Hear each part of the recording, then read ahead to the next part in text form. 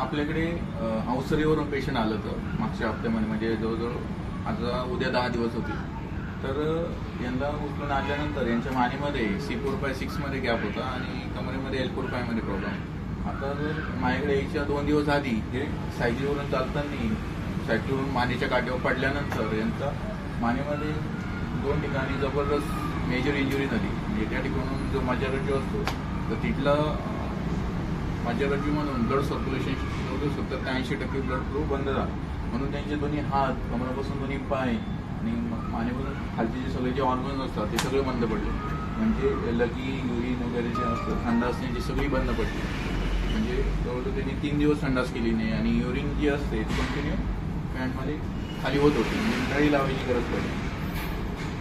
तर मज्जारज्जू ब्लॉक झाल्यामुळे blood circulation खाली होतच नव्हतं. जर MRI केला आणि तिकडेच पुण्याला डॉक्टरांनी यांना इमर्जन्सी ऑपरेशन सांगितलं. म्हणजे की जर 3 ते 8 दिवसांमध्ये ऑपरेशन जर नाही केलं तर हा माणूस आयुष्यभर बेडवरती झोपेल किंवा आयुष्यभर बेडवरून उठणार नाही असं डॉक्टरांनी सांगितलं. किंवा ऑपरेशनची पण सक्सेस होण्याची चान्सेस खूप कमी होते. तर आपल्याकडे औषधीकडे माझा नंबर होता आणि त्यांनी मला कॉल केला की असं असं पेशंट आहे, आणू का काय. म्हटलं एकदा घेऊन या, आपण करू प्रयत्न. आणि मी चेक केल्यानंतर त्यांना सांगितलं की आपण 3 दिवस प्रयत्न करू, कारण की मेजर प्रॉब्लेम आहे. जर नशिबाने आपण जी प्रोसेस करतोय ती जर लागू पडली तर पेशंटला पुढे न्यायची गरज नाही किंवा ऑपरेशनची गरज नाही. तर आपण ट्रीटमेंट केल्यानंतर 3 दिवसात यांना ट्रीटमेंट लागू पडली आणि ब्लड सर्क्युलेशन चालू झालं किंवा मज्जारज्जूपासून ज्या वेन्स ब्लॉक होत्या, बंद पडल्या होत्या, त्या चालू व्हायला लागल्या. आणि 3 दिवसानंतर बाबाचं चालायला लागले, हाताची मुवमेंट ओके जायला लागली. कारण की त्यांना पहिले डास जरी तोंडावर बसला की तो मारता येत नव्हता, चालता येत नव्हता. बाथरूमला, संडासला, लगीला जाणं येणं बंद झालं. तर बाबांनी तर जगण्याचे चान्सेस म्हणजे सोडून दिले की आता आम्ही पुढे जगणार की नाही किंवा पुढे काय होईल. तर मावशी आणि बाबा किंवा त्यांची मुलं पण खूप टेन्शनमध्ये आलेले. पण देवाच्या कृपेने आपल्या इकडे आता 100% बाबा क्लिअर आहे. तुमच्याकडे तुम्हाला पण समोर दिसतंय आता. म्हणूनच सर्वायकल जो स्पॉन्डिलायसिस किंवा प्रॉब्लेम असेल तर तुमच्या डोळ्यासमोर आहे की 100% पेशंट रिकवर होऊ शकतो. ठीक आहे बाबा, तुम्हाला काय सांगायचंय माझ्याबद्दल किंवा आपल्या ट्रीटमेंटबद्दल सांगा. तुम्ही कसं वाटतंय, काय वाटतं, कसं आणतं. मी सांगितलं बरोबर आहे का चुकीचं सांगितलं? एकदम बरोबर. एकदम बरोबर. आणि पेशंटवर तुमचं पूर्ण 100% लक्ष असतं. हां, असं नाही का हलगर्जीपणा. पहिले कसे आले ते सांगा मला. नाही, पहिलं तर फार मी एकदम म्हणजे मला उचलून आणले. आता पाहायला ताकद होती का? आता पाहायला बिलकुल ताकद नव्हती माझ्या. आणि सगळ्यात महत्वाचं, बाबाला बाहेर कमीत कमी 10 लाख रुपये खर्च होता. कमीत कमी माझ्याकडे पूर्ण खर्च मी तर म्हणतो 7-8 हजाराच्या वरती जाणार नाही. म्हणजे पर ट्रीटमेंट की 200 रुपये घेतली असेल.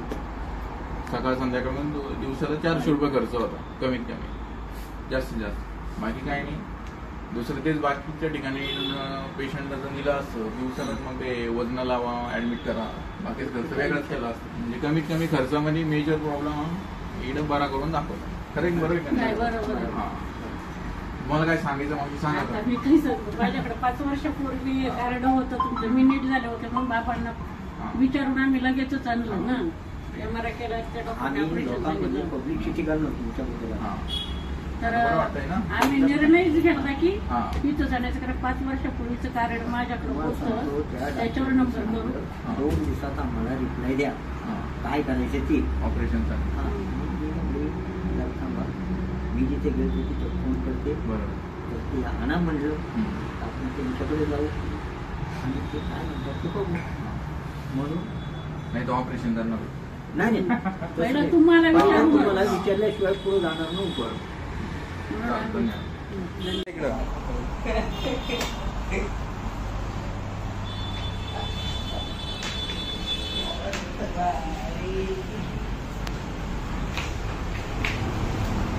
जा परत चालत तिकडे.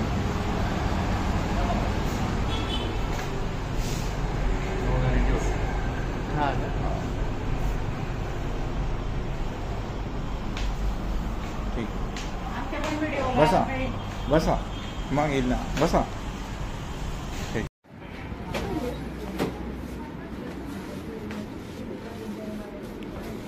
सर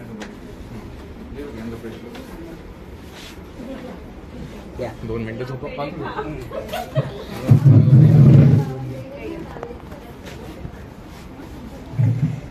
घे ना. दाखव तुझ्या.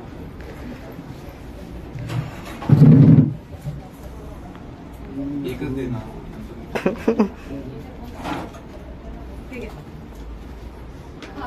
सरांना